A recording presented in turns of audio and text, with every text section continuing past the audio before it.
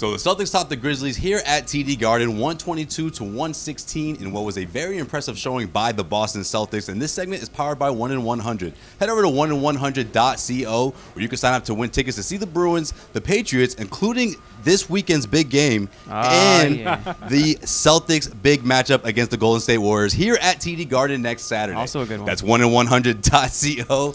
Head over to 1-in-100.co. Yeah, it's a pretty good game, Jimmy. Both of them. Yes, yeah, that's good. I would say if you're trying to get tickets to the Celtics, I mean to the Patriots and the Chiefs, you might be a little late to that one. But Celtics Warriors. Massive game coming up. Can't wait for that one. But first things first, let's talk about what happened here at TD Garden against the Memphis Grizzlies. From an offensive standpoint, it was a very impressive game by the Celtics. You had Kyrie Irving going off, 38 points, 11 assists, and then you got Marcus Smart continuing to rain threes again. It feels like the last, what was it, a week ago? We were talking about how ridiculous he's been from behind the arc. He continued that streak, 6 of 8 from behind the arc. Felt like he could have kept going, but the Celtics, that's all they really needed to top off the Grizzlies in that fourth quarter, right, guys? Yeah, what do you got? Yeah, no, I think the Celtics, I mean, the offense is flowing. I think last game against Toronto was their best game as a core. And then did it again against the Grizzlies, the Grizzlies are a good team. Don't let their seeding fool you at 19-25, now 19-26. Tough team. Tough team. They're in there with the Celtics the entire game. And the Celtics let that offense flow. Like, yes, Kyrie and Smart carry the offense, but the other guys chipped in.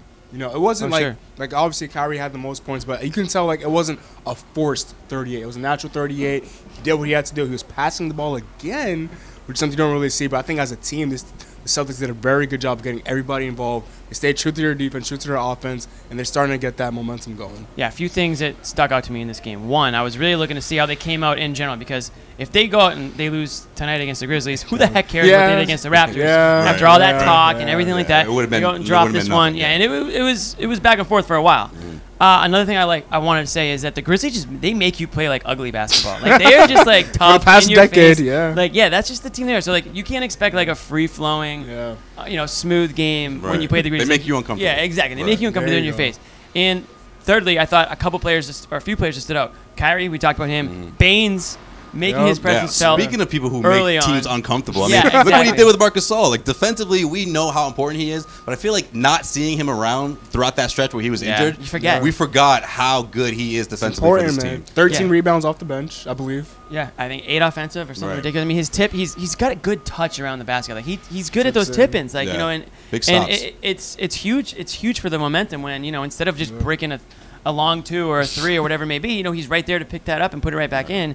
That really helps him get you back on defense, stops the opposing team from getting out in the break. So, huge for this team. And then thirdly was Marcus Smart. We mentioned him already, but no longer am I on the no, like when it pulls up to shoot. Oh, he's convinced you, Jimmy. Get out of here. Wow. It only took 5 years. It's been 5 years. It's been a long, winding road. So Marcus Smart is a 3-point shooter now. It's been official. A long just in time for next month. He's literally as crazy as it sounds, he's one of their best shooters this year. Higher than Jason Tatum now. Percentage-wise. Clevis is ready to step into the All-Star Weekend competition. He's ready. He's a 3-point. Put it on his resume, right? Marcus Smart is now a 3-point shooter. I mean, he hasn't been there since his, rookie, sophomore year. It's time to return. To Charlotte. So. Well, if he keeps this up, dunk contest if he keeps this up, this might be some serious consideration for Marcus Smart in a 3-point competition. We'll see if the Celtics can keep things going in Atlanta Saturday night. And until then, we'll see you back here at TD Garden next week.